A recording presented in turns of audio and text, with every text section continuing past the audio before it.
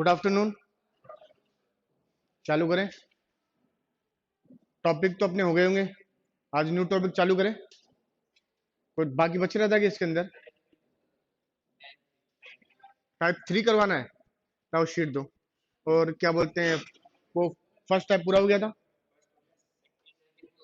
Second में हो गया था। लाओ दो दे मुझे एक बार शीट, कोई तो दो। लाओ, 5 सवाल करवा देते हैं, ठीक है। देखो एक बात समझाता हूँ। Question type number third. देखो, सबसे पहले A B dot A dot C dot B C और बी और सी, यही है ना। सबसे पहले एक काम करना, आप जब भी इस टाइप का कोई सवाल देखे हो तो टोटल काउंटिंग करना कितनी है। 1 2 3 4 5 6 7 8 9 10 11 12 कितने हैं टोटल हमारे पास? 12 नंबर। कितने हैं? 12। अब इनके हम पेयर बनाते हैं। क्या बनाते हैं? पेयर, जोड़े। अब जोड़े बनाएंगे तो ध्यान रखना, अगर 12 के जोड़े बनाने तो 12 के तो किसका बनेगा? या तो 3 का, 4 का या 6 का, यही होगा। भाई दो जोड़े भी तो बन सकते हैं। अब 3 का बनेगा, वो 6 का भी मान्य होता है। 3 4 मैक्सिमम जो जोड़े बनते हैं ना, वो 3 या 4 पेयर में बनते हैं। कितने में? 3 या 4 पेयर। देखो इसके दो नियम होते हैं, मैं आपको बता दूं। एक तो होता है इनको डिवाइड करके, मतलब इनके ब्रैकेट बना बना के हम काम करते। जैसे अपन ने मान लिया ये ए है। अब हमको ये कैसे पता पड़े कि इनके पेयर बन रहे हैं, या जोड़े 3 के बनेंगे या 4 के बनेंगे?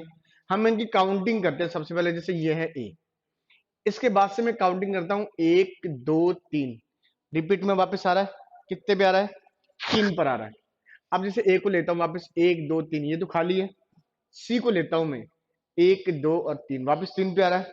बी को लेता हूं 1 2 3। तो हम एक बार मान सकते हैं, कंफर्म तो ये भी नहीं होता कि मैं जो कर रहा हूं, सिर्फ एक नॉर्मली एक लॉजिक मान सकते हैं अपन कि 3 के पेयर बन सकते हैं। जैसे अपन ने 3 3 के पेयर लिए, 3 3 के पेयर लिए, ठीक है ना।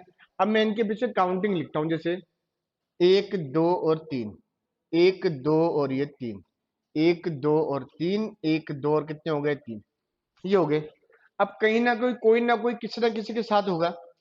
यहाँ ए है तो ए है, एक पर एक है। अब ये 3 ब्रैकेट हमारा क्या है? स्पेस खाली है, तो इसका मतलब कहीं ना कहीं 3 भरा होगा। तो 3 में यहाँ क्या है? सी। इधर भी सी और इधर भी सी, तो इधर क्या आएगा? सी। अब ये जो भी होगा एक सीक्वेंस में बनेगा। जैसे A B C, B C D, E F G, कुछ भी होगा, ये कॉमन एक फैक्टर बन के आएगा। अब यहाँ 2 पर क्या है? बी। यहाँ तो खाली है ना, तो यहाँ क्या आएगा? बी। इधर एक पर ए है, तो यहाँ क्या होगा? ए। इधर भी ए, तो A B C, A B C, A B C और ए बी सी। देखो ये तो बिल्कुल कॉमन सा नियम, लेकिन एग्जाम में थोड़ा सा टिपिकल आता है सवाल। अपन क्या करते हैं, देखो समझना। अब एक बार इस सवाल को वापस से समझना। जो ब्रैकेट थे मैं सबको हटा देता हूँ, ये लो अपन नंबर कर दिए। जो सबसे बढ़िया नियम है, जो सब में लग सकता है, वो चेक करते हैं। देखो, या सबसे अंतिम नियम होता है, सवाल में ऑप्शन डाल के चेक कर लो, सबसे बढ़िया। लेकिन वो थोड़ा टाइम लेता है। अपन क्या करते हैं, जैसे ए के बाद क्या आ रहा है? बी आ रहा है।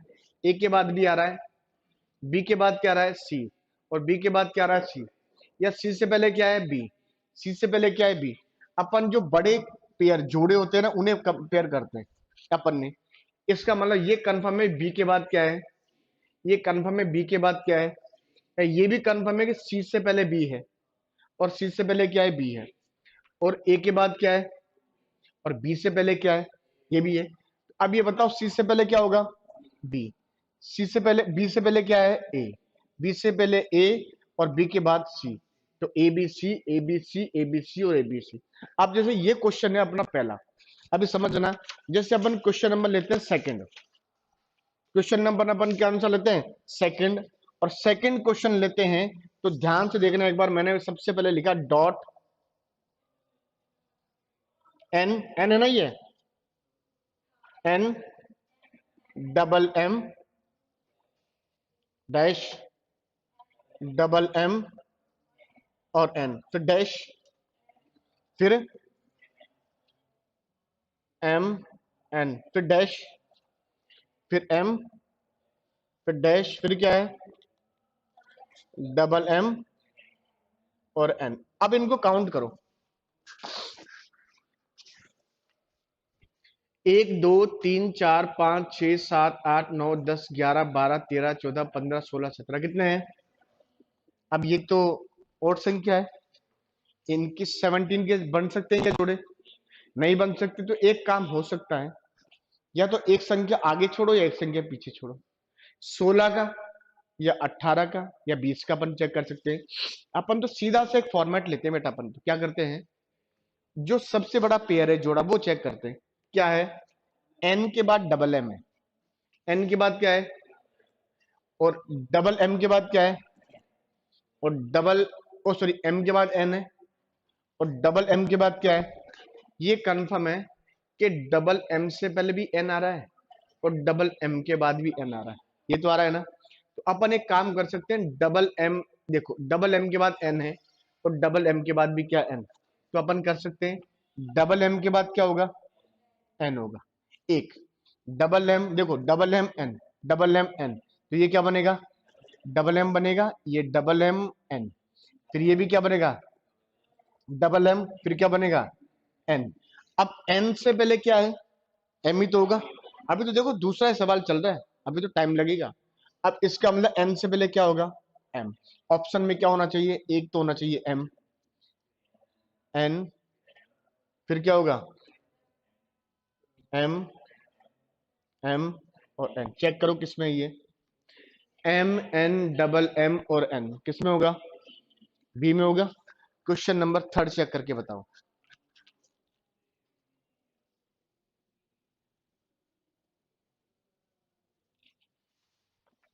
क्वेश्चन नंबर 3,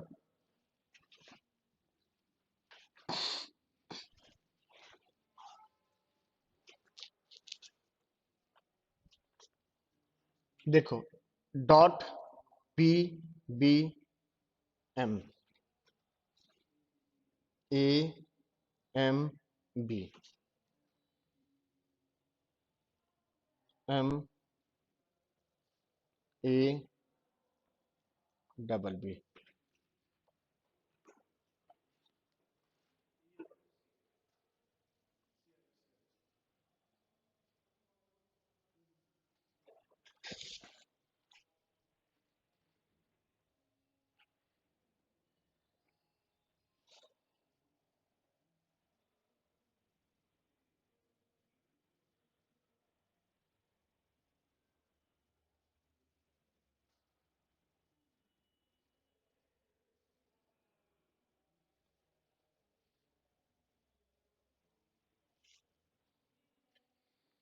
1 2 3 4 5 6 7 8 9 10 11 12 13 14 15, इसका मतलब 15 है, तो पेयर कितने बनेंगे, या तो 3 का या 5 का।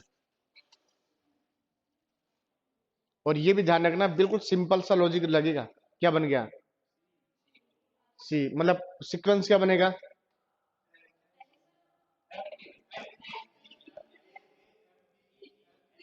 देखो इसने बोला है, इससे लिया है, इसका मतलब M double B M double M double B M double A और एम डबल बी। एक सीक्वेंस बिल्कुल लॉजिक से बनेगा, उस सीक्वेंस के अकॉर्डिंग ही चलेंगे अपन। एग्जाम में सवाल बहुत आते हैं, ध्यान रखना। चलो क्वेश्चन नंबर अपन लेते हैं, 4th ले ले क्या, चलो, बिल्कुल A B A dot B A C A dot B A dot B A C A dot B A C dot A C A.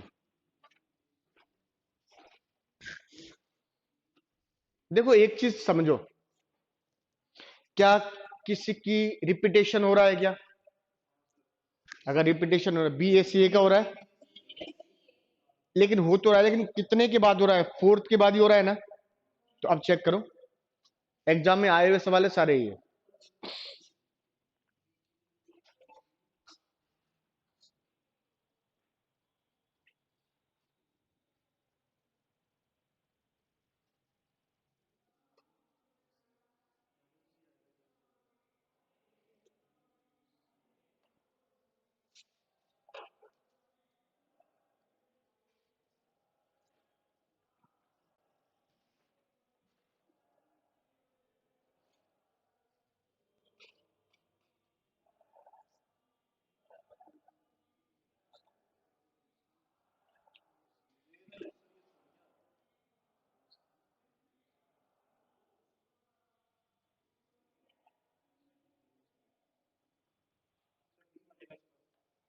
तो क्या सीक्वेंस बनेगा?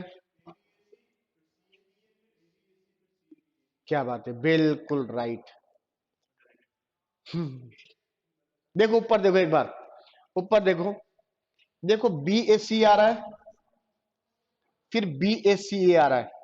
इसका मतलब इससे फोर्थ पहले है, इसमें फोर्थ बाद में, फोर्थ के बाद रिपीटेशन आ रहा है, तो इस फोर्थ के बाद भी तो रिपीटेशन आएगा। देखो ए सी ए तो क्या हो जाएगा, ये बी ए सी ए। इसका मतलब ये कॉमन फैक्टर है, तो ये भी तो कॉमन चलेंगे, इसका मतलब ये भी कॉमन चलेंगे। तो अब देखो ए बी ए, तो बी ए के बाद आ रहा है, तो बी ए सी आ रहा है, तो अपन क्या कर सकते हैं, बी ए सी, तो ए तो आ रहा है, ये ए बी ए सी, और यहां भी क्या करेंगे, ए बी ए और सी।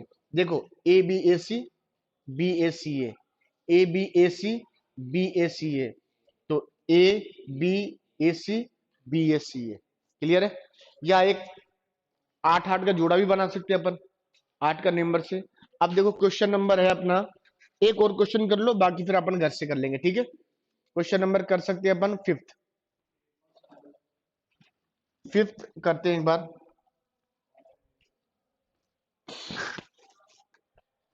देखो A dash S dot dot dot S A T S you.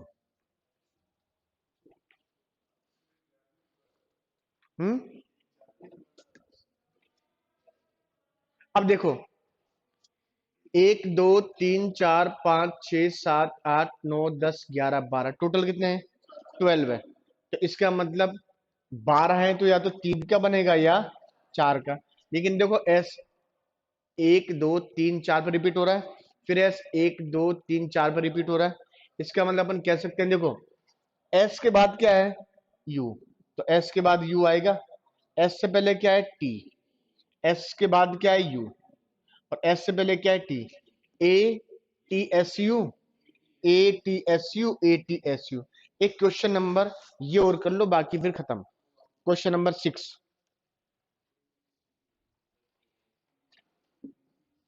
समझ तो आ रही है ना सारी बात?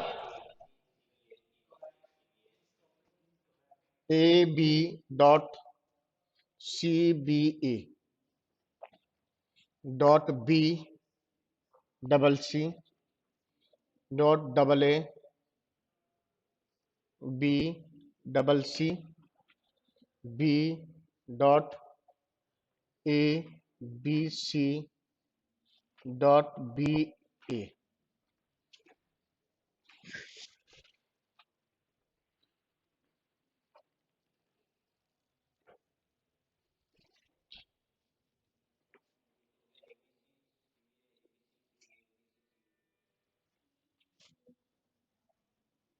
इसका मतलब तुम कर लोगे सवाल। देखो इसमें क्या है, डबल सी तो कॉमन फैक्टर चल रहा है ना, और डबल ए भी चल रहा है। इसका मतलब अगर इसको डबल सी बनाए, तो A B C, A B सी, या ए बी सी सी बी ए, यही तो बन रहा है पूरा फैक्टर। तो इसका मतलब बी से पहले A B C, A B और सी, तो ए बी सी, तो C B A B C C B A, ये लो। कोई ना कोई एक सीक्वेंस बनेगा इसका, जो आप आराम से कर सकते हैं। फर्स्ट टाइप पूरी कंप्लीट हो गई थी, या कोई सवाल रह गया था, क्लियर हो गया था? चलो ठीक है, अब थोड़ा सा आगे चले। देखो सबसे पहले अब अपन पढ़ते हैं कैलेंडर। कैलेंडर बिल्कुल आता है तुम्हारे टॉपिक, और ध्यान रखना इसमें बिल्कुल छुट्टी मत करना। उसका रीजन समझाता हूँ, क्योंकि हर चीज एक सीक्वेंस के आधार पे चलती है। इसमें फॉर्मूले बेस होता है टॉपिक ये। इसके बाद क्लॉक पढ़ेंगे, दोनों टॉपिक्स टाइम के आधार पे चलते हैं। किसके आधार पे? देखो उसका रीजन है, जो कैलेंडर होता है उसका टाइमिंग किस किस का होता है, डे, डे, डे के बाद दिन हो गया, दिन के बाद क्या होगा, वीक, वीक के बाद क्या होगा, मंथ, फिर ईयर, फिर सेंचुरी, चलेगी सारी। बिल्कुल। अब सबसे पहले एक बात समझेंगे कि इसके अंदर हमारे पास कौन कौन से नियम होते हैं। सबसे पहले देखो, आपने वर्षों की बात करते हैं, देखो कि कैलेंडर की बात आती है, तो देखो कैलेंडर में बहुत सारी अवधारणाएं होती है। कि शुरुआत से बहुत सारे चल रहे थे। अगर मैं कैलेंडर की बात करूं ना, तो कैलेंडर में स्टार्टिंग में दिन कितने थे? 304। कितने दिन थे? 304। और इसमें मंथ कितने थे?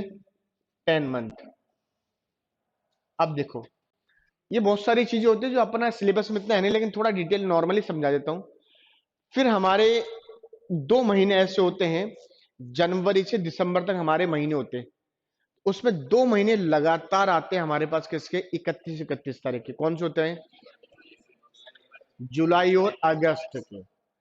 अब इसने क्या किया कि बहुत पहले की है कि इसमें इन्होंने क्या करा, 62 दिन जोड़ दिए। कितने दिन जोड़ दिए? 62 दिन। और ये टोटल दिन कितने हो गए? 366 लगभग। इसकी भी पूरी डिफाइन चेक करेंगे अभी अपन कि एक वास्तव में कितनी होती है इसकी इकाई पूरी। तो इसका मतलब मंथ कितने जोड़ दिए? 2। और 2 मंथ जोड़ते कितना हो गया हमारे पास? ये 12 मंथ, 12 महीने हो गए। अब ये जो 2 महीने थे ना 62 के, देखो अगर मैं आपसे कॉमन एक बात कहूं कि महीने हमारे कितने होते हैं टोटल? 12, जनवरी से दिसंबर तक के। क्लियर होते हैं ना? उसमें 2 महीने ऐसे होते हैं जो लगातार 31 दिन के आते हैं, जुलाई और अगस्त। ये 2 महीने, जूलियस और अगस्टन, दो वैज्ञानिक थे, उन्होंने 62 दिन की अवधारणा लेके इसमें दिन जोड़े और कितने हो गए टोटल? 2 माह। अब देखो 62 दिन जब अपन जोड़ेंगे तो मैं ये बोलता हूं महीने बनाएंगे 62 दिन के दो, तो कितने कितने दिन के बनाओगे? 31 के बनाओगे नहीं? ये तो आप कर ही नहीं सकते कि एक तो बना ले 30 का, एक बना ले 32 का। क्या कर सकते हैं क्या? क्यों नहीं कर सकते? क्योंकि उसका रीजन होता है कि कोई भी मंथ होता है उसकी मैक्सिमम तारीख कितनी होती है? 31। और मिनिमम डेट 28, यही होती है। अब देखो फरवरी ही एक ऐसा महीना होता है जिसके लास्ट डेट 2 होती है, एक तो 28 और एक 29, यही होती है ना? और ये 29 कब आती है? हर 4 साल के बाद, आफ्टर 4 ईयर। 4 साल बाद ही आती है। अब ये 4 साल बाद आती है, ये समझेंगे देखो सबसे पहले तो कि अब देखो इससे पहले भी हम क्या करेंगे, सबसे पहले 2 वर्षों के बारे में, 2 ईयर के बारे में बात करते हैं अपन। देखो 2 वर्ष कौन कौन से होते हैं? एक तो होता है जनरल ईयर और एक होता है लीप ईयर। एक तो साधारण वर्ष और एक लीप वर्ष। सबसे पहले बात करते हैं अपन, देखो यहां से इसके पूरे फॉर्मेट बनाएंगे अपन। सबसे पहले ये होता है जनरल ईयर। क्या होता है? General year. इसे अपन बोलते हैं सामान्य वर्ष। ये लो। एक होता है हमारे पास लीप ईयर। क्या होता है? Leap year. इसे हम बोल सकते हैं, लीप ईयर को हिंदी में अधिवर्ष। क्या होता है ये? अधिवर्ष। अब देखो सबसे पहले अगर मैं आपसे कॉमन बात पूछूं, बिल्कुल कॉमन सी बात, एक वर्ष में कितने दिन होते हैं? 365। कितने दिन होते हैं? इसका मतलब अपन जनरल ईयर की बात करते हैं, 365 डे, 365 दिन हो गए। अब लीप का मतलब होता है अधिवर्ष। क्या होता है? अधि का मतलब होता है ज्यादा, इसका मतलब इससे तो ज्यादा ही दिन होंगे, तो इसका मतलब इसमें हो जाएंगे 366। इसका मतलब इसमें कितने हो जाएंगे? 366 दिन। अब ठीक, और इसमें कितने होते हैं? 365 दिन। अब सबसे पहले एक बात करते हैं, अभी लिखना कुछ भी नहीं है, ठीक है, मैं समझाऊंगा। अगर कैलेंडर का टॉपिक आप पढ़ रहे हो और मानो कोई सवाल ऐसा आपके पास आ जाए जिसमें आपको डिवाइड करना हो, क्या करना हो? डिवाइड, भाग देना हो, तो किसका भाग दोगे? 7 का। 7 का ही भाग देना। अगर किसी और संख्या का भाग दे दिया ना, तो सवाल क्या हो जाएगा? गलत हो जाएगा। कैसा भी सवाल बन के आएगा तो भाग किसका जाता है? 7 का ही। ऐसा क्यों? क्योंकि दिन कितने होते हैं? 7 ही होते हैं हमारे दिन। कितने होते हैं? 7। 7 के बाद सब रिपीट होता है कि नहीं होता? और कैलेंडर की जो सबसे छोटी इकाई वैल्यू होती है वो कौन सी होती है? डे, जिसे हम बोलते हैं तिथि। क्या बोलते हैं? तिथि। डे का मतलब तिथि। अब देखो सबसे पहले अपन 365 दिन है ना, इसको डिवीजन में बांटते हैं। सबसे पहले देखो 365 दिन, अगर मैं वीक और डे को काउंट करूंगा तो मैं किससे डिवाइड करूंगा? 7 से। तो इसका मतलब कितना हो गया? 35। एक और ये 5, कितना हो गया? ये लो। इसका मतलब 52 सप्ताह, 52 वीक और 1 डे। इसका मतलब अपन क्या बोल सकते हैं?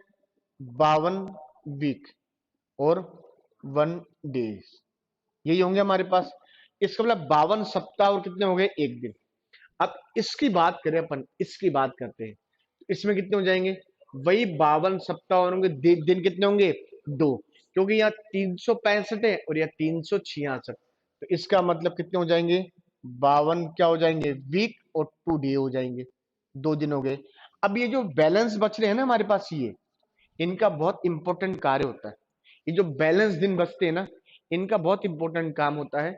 सबसे पहले अपन क्या करते हैं, अब देखो, इसे हम लाके यहां करते हैं +2, इसे करते हैं -2, इसे लाकर करते हैं +1, इसे लाकर करते हैं -1।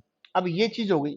अब ये अपन ने यहां से एक फॉर्मेट बना दिया दोनों वर्षों का, एक कौन से वर्ष का, एक तो सामान्य वर्ष का और एक लीप वर्ष का, दोनों का बना दिया। अब ये +1 और -1, +2 और -2, इनकी भी तो बात आती है कि अगर ये कैसे होते हैं। देखो, किसी भी वर्ष की बात करते हैं, कॉमन वर्ष की बात, आखिरकार हमें ये पता कैसे पड़े कि कौन सा तो सामान्य वर्ष होता है और कौन सा लीप वर्ष। भाई जनरल ईयर और लीप ईयर में अपन को डिफरेंस भी तो पता होना चाहिए ना, भाई कौन कौन सा था, हमें क्या पता कौन सा होता है। देखो, मैं बोलता हूँ जो लीप ईयर होता है ना, वो 4 साल में एक बार आता है। कितने साल में, 4 साल में। अब 4 साल में एक बार आता है, और हर 100 साल में इसकी गणना विकट हो जाती है। और ये 100 साल में, अगर मैं आपसे कॉमन बात पूछूं कि लीप ईयर कितने वर्षों में आता है, 4 वर्षों में, कॉमन सी बात है। अगर क्वेश्चन मेरा बदल जाए और मैं ये पूछूं लीप वर्ष ज्यादा से ज्यादा कितने वर्षों में आता है, मैक्सिमम ईयर 8 वर्षों में। ध्यान रखना, लीप ईयर 8 वर्षों में भी आता है कि नहीं आता। 4 साल का तो कॉमन है, एग्जाम में 8 वर्ष का ज्यादा बार पूछा जाता है एग्जाम में, क्योंकि 90% बच्चे क्या करते हैं, लीप ईयर 4 साल वाला लॉजिक लगाते हैं, लेकिन 8 ईयर का भी लॉजिक होता है इसके अंदर। अब वो बनेगा सेंचुरी के डिफरेंस के अकॉर्डिंग। अब सबसे पहले अपन इनसे बात करते हैं कि नियम क्या होता है। देखो, साधारण वर्ष और लीप वर्ष की बात करते हैं। जैसे मैंने यहां पर लिखा 2016, यहां लिखा 1995, 1992, 2010, 2002, 1948, 1994, 2012। एक बात बताओ, एक नियम होता है 4 का। जैसे मैं ये बोलता हूं 13932, 13932, यही है। अगर मुझे इस संख्या को 4 से डिवाइड करना हो, क्या करना हो, और मुझे ये सोचना हो कि ये संख्या 4 से डिवाइड हो गई, तो मैं ऐसा, मुझे सिर्फ ये देखना है क्या ये 4 से डिवाइड है या नहीं है। तो मैं क्या करूंगा, लास्ट 2 डिजिट में किसका भाग दूंगा, 4 का। अगर लास्ट 2 डिजिट में 4 का भाग पूरा पूरा चले जाएगा, तो इसका मतलब किससे जा रहा है, 4 से पूरी संख्या डिवाइड है। अपन क्या करेंगे, यही नियम फॉलो करेंगे इनमें। अब देखो, जनरल ईयर और लीप ईयर में अंतर कैसे करते हैं। अब देखो, जैसे ये 2016 है, तो इस 16 में किसका भाग देंगे, 4 का। किसमें देना है, 16 में। देखो, मैं 16 में भाग नहीं दे रहा हूं, मैं 2016 में ही भाग दे रहा हूं। ये तो अपन जल्दीबाजी करने के चक्कर में करें, मैं जल्दी हमारा सवाल हो जाए। एग्जाम में हमें स्पीड चाहिए होती है। तो 16 में क्या 16 4 से डिवाइड है, इसका मतलब ये हो गया पूरा पूरा भाग। तो ये कौन सा वर्ष कहलाएगा, ये कहलाएगा लीप ईयर।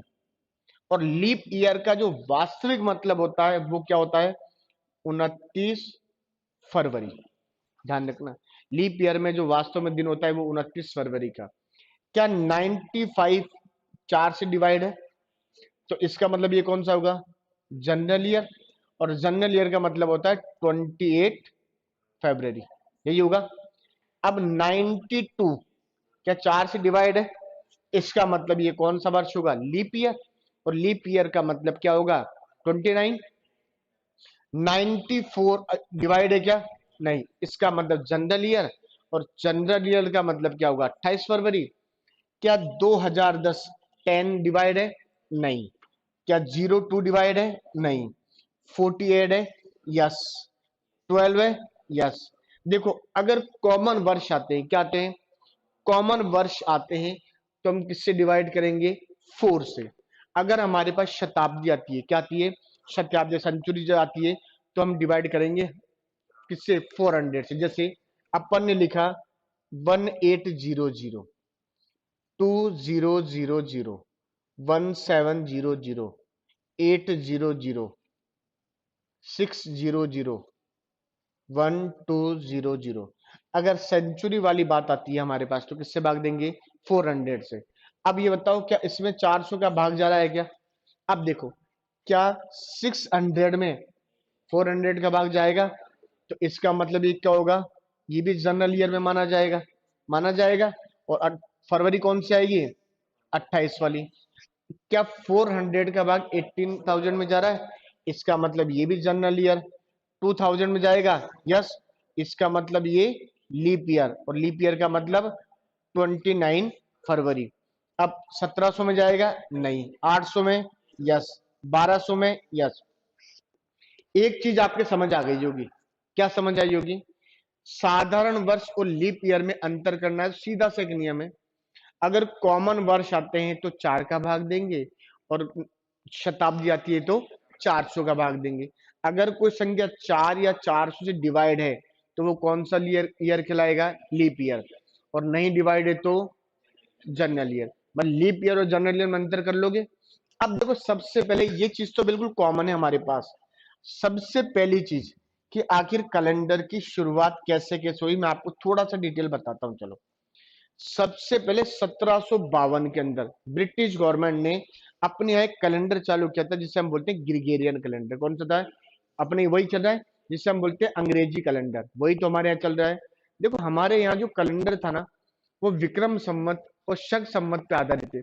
अगर आपसे क्वेश्चन पुटअप किया जाए कि भारत का राष्ट्रीय पंचांग कौन सा है, तो वो होगा शंख संवत। कौन सा है, शंख संवत है, अपना जाना है। संवत का मतलब होता है इरा। अब ध्यान रखते हैं, सबसे पहले क्वेश्चन की बात आती है, धीरे धीरे सारी चीज बताते हैं कि 1752 में ब्रिटिश सरकार ने ये कैलेंडर चालू किया हमारे यहाँ, जब हमारा देश क्या था, गुलाम था। तो ये जो कैलेंडर था वो कौन सा था, ग्रिगोरियन। और इसे सरकारी कामों में उस सरकार ने चालू कर दिया। अब देखो, उसके बाद हमारा देश आजाद हुआ 1947 में। अब जब देश आजाद हुआ, तो इसका मतलब सारी चीजें नहीं बनी। प्रधानमंत्री हमारा बना, राष्ट्रपति भारत का बना, मतलब सारी चीजें, सारे कमीशन, सारे डिपार्टमेंट सब अपने अपने बने, सारी चीजें अपनी बनने लगी। तो कैलेंडर के बारे में सोचा गया कि कैलेंडर को कौन सा रूप दिया जाए। तो सबसे पहले ध्यान रखना, मैं इसकी बात लेता हूं नंबर फर्स्ट से। अगर मैं आपसे ये कहूं नॉर्मल की बात, 1 डे, एक दिन, एक दिन में कितने घंटे होते हैं, कितने होते हैं, 24। इसका मतलब आपने बोला सर एक दिन में 24 घंटे, 24 आवर होते हैं, यही बोला ना? क्या ये सही है? ये तो सही तो नहीं है, क्योंकि कुछ ना कुछ अलग होता है। देखो, इसका इसके पूरा फॉर्मेट है, वो मैं आपको समझाता हूं। इसमें होते हैं 23 घंटे, 56 मिनट, 4.09 सेकेंड। और ध्यान रखना, जो भी चीज पॉइंट के बाद आती है वो होती है अराउंड में। इसका मतलब लगभग के मान में मानी जाती है। लगभग का मतलब होता है ये 8 भी हो सकता है और 10 भी हो, एक दो पॉइंट ऊपर नीचे हो सकते हैं, इसलिए हम इसे अराउंड या लगभग के मान में करते हैं। अब मैं बोलता हूं दूसरी वाली बात, जो सबसे इंपॉर्टेंट है, एक वर्ष। एक वर्ष में कितने दिन होते हैं, 365, सही है ना? लेकिन देखो, ये जो क्वेश्चन है ना, ये क्वेश्चन जीके का भी है, ज्योग्राफी का भी है, और रीजनिंग तो पढ़ ही रहे हैं अपन। तो ये क्वेश्चन कई बार एग्जाम में पूछा गया है, ध्यान रखना अच्छे अच्छे एग्जामों में, कि एक वर्ष की पूर्ण इकाई, भाई एक वर्ष में वास्तविक कितने दिन और कितने समय होते हैं। अब ये बताओ, अपन ने पढ़ा होगा किताबों के अंदर कि एक वर्ष में दिन होते हैं 365 सही 1/4, यही पढ़ा था ना, ये पढ़ा था ना। 1/4 का मतलब क्या होता है, एक दिन का चौथाई, और 1/4 होगा। अब एक दिन में होते हैं घंटे 24, तो 1/4 में कितने होंगे, 6 घंटे। लेकिन ये लगभग वाली बात होती है, लगभग की मान है। तो इसका जो पूरा फॉर्मेट है वो क्या है, वो बताता हूं। ये होता है 365, तो क्या होता है दिन, 5 घंटे 48 मिनट 45.51 क्या होते हैं सेकंड। और ये भी किस में चलेंगे, अराउंड, लगभग के मान में। ठीक, अब ये चीज तो होगी कंप्लीट। अब हमारे पास इस चीज के बाद एक चीज आती है कि यार कैलेंडर के बारे में कुछ ना कुछ तो डिटेल होनी चाहिए ना भाई। कैलेंडर कैसे बना, इस इसकी कमेटी कैसे बनी, किसने बनाई। तो देखो सबसे पहले ध्यान रखना, नवंबर 1952 में एक कमेटी बनी। कब बनी, नवंबर 1952 में एक कमेटी बनी। अब कमेटी बनेगी तो सीधी सी बात है, उसका नाम भी होगा, उसका नाम भी होगा। उसका नाम था पंचांग सुधार कमेटी। अब ये बताओ, कोई कमीशन बनता है तो उस कमीशन में लोग होते हैं क्या, बिना लोगों की काय की कमेटी। तो उसके अंदर कुछ लोग थे। अब इसमें लोग थे कमेटी में, वो सदस्य। अब ये सदस्य कौन कौन थे, इसमें कुछ तो कौन थे, वैज्ञानिक, और कुछ लोग थे औद्योगिक परिषद के मेंबर, सदस्य, ये हो गए। अब नंबर एक, अब बताओ कोई कमेटी बनती है, कमीशन बनता है, तो वो कार्य भी करेगा। अब इन्होंने क्या किया, एक के बाद दो, इन्होंने 1955 में एक अपनी रिपोर्ट पेश की। क्या की, इन्होंने रिपोर्ट पेश की। अब रिपोर्ट कहां पेश करेंगे, संसद में करेंगे भाई। कोई भी चीज का कानून या अधिवेशन बनाना तो वहीं जाएगा। तो जब इन्होंने पेश की तो इन्होंने क्या बोला, जो इन्होंने पेश की और जो सिफारिश की ना, वो सिफारिश किस कैलेंडर के लिए की इन्होंने, विक्रम संवत। किसके लिए, विक्रम संवत के लिए। लेकिन देखो 1955 में अपने देश के प्रधानमंत्री कौन थे, पंडित जवाहरलाल नेहरू। भाई पहले प्रधानमंत्री तो वही तो थे ना हमारे देश के। तो क्या हुआ, इस कमेटी ने अपनी रिपोर्ट पेश की और रिपोर्ट में यह कहा गया कि विक्रम संवत कैलेंडर को क्या दे दो, मान्यता दे दो आप तो। लेकिन पंडित जवाहरलाल नेहरू किन से प्रभावित थे, अंग्रेजों से। वो अंग्रेजों की बहुत इज्जत करते थे भाई। अब वो क्यों करते थे, उनकी भाई अपनी अपनी नियम है। तो उन्होंने क्या किया, सबसे पहले 22 मार्च 1957 को मान्यता मिली। किसको मान्यता मिली, कैलेंडर, कौन से को, ग्रिगेरियन को। विक्रम संवत तो हमारे लागू ही नहीं होने दिया ना भाई। पंडित जवाहरलाल नेहरू ने क्या बोला, सीधा सा बोला, जो अभी तक चलता है ना उसे मान्य कर दो। अगर ये विक्रम संवत लेंगे तो नियम बिगड़ जाएंगे। तो इन्होंने क्या हुआ, सिफारिश किसके लगी थी, पंडित जवाहरलाल नेहरू की। और 22 मार्च 1900, जो वास्तविक मान्यता, ये क्वेश्चन आया था कि ग्रिगोरियन कैलेंडर को भारतीय संविधान के द्वारा मान्यता कब दी गई, 22 मार्च 1957 को। किसको, ग्रिगोरियन को क्या दे दी, ये दे दी मान्यता। यार एक बार इसको उतार लो तो।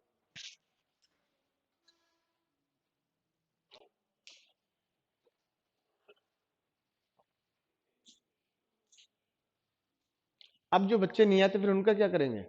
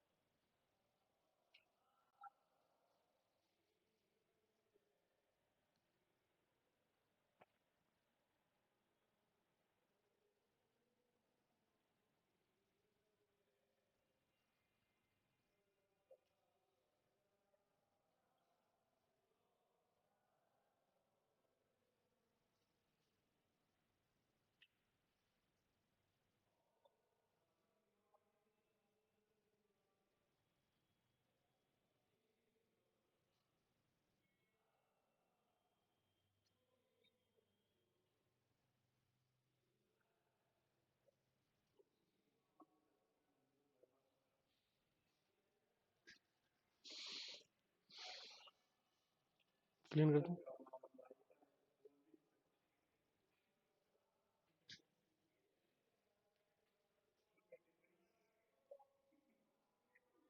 10 मिनट तक।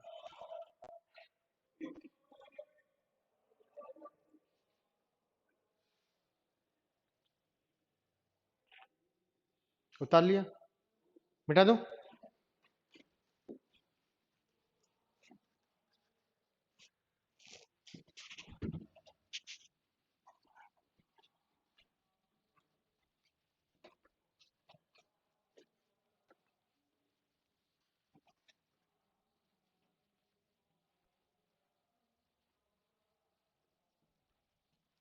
देखो, अब थोड़ा सा और समझेंगे, 5-6 मिनट का है, उसके बाद वो करते हैं। देखो, जनरल ईयर जिसे बोलते हैं हम, सामान्य वर्ष, साधारण वर्ष, ये बोलता है इसका फर्स्ट और लास्ट डे समान होता है, सेम होता है। जैसे मैं बोलूं 1 जनवरी 2005, बताओ कौन, 2005 कौन सा वर्ष है?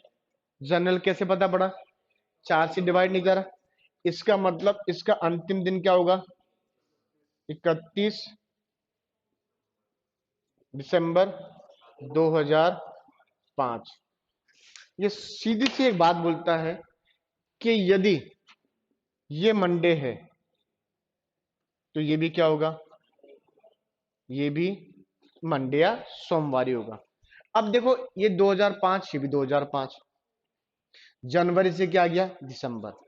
इसका मतलब आपको पता है कि ये 4 से डिवाइड नहीं हो रहा, इसलिए हम क्या करेंगे? जनरल ईयर मानेंगे। अब इसके अंदर फरवरी की डेट कौन सी आ रही है? फरवरी की डेट आती है 28 फरवरी, यही आएगी ना? अब अपन लेते हैं लीप ईयर। लीप ईयर में कितनी आएगी? 29। साधारण वर्ष कहता है मेरा साल का प्रथम दिन वे अंतिम दिन का वार क्या होगा? समान। लेकिन लीप ईयर बोलता है 1 जनवरी 2012। तो बताओ 2012 कौन सी है? लीप ईयर है। और इसका लास्ट डे क्या है? दिसंबर 2012। अगर मानो ये भी मंडे है तो ये क्या होगा? ये होगा, ये होगा ट्यूसडे। क्यों हुआ? अब सुनना, यहां पर तारीख आ रही है 28 फरवरी, यहां कौन सी आ रही है? 29।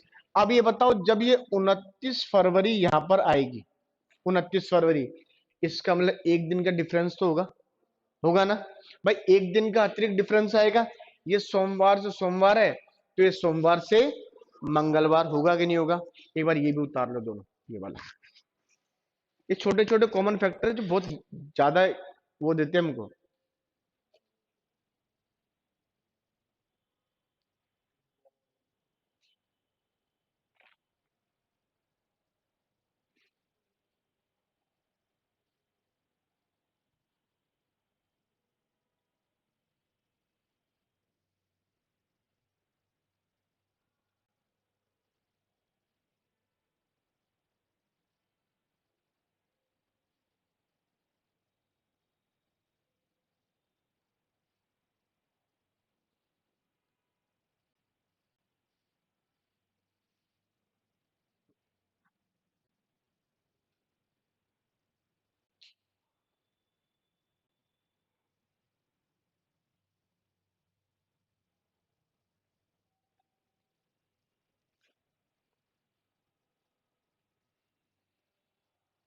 देखो यहां तक देख लिया।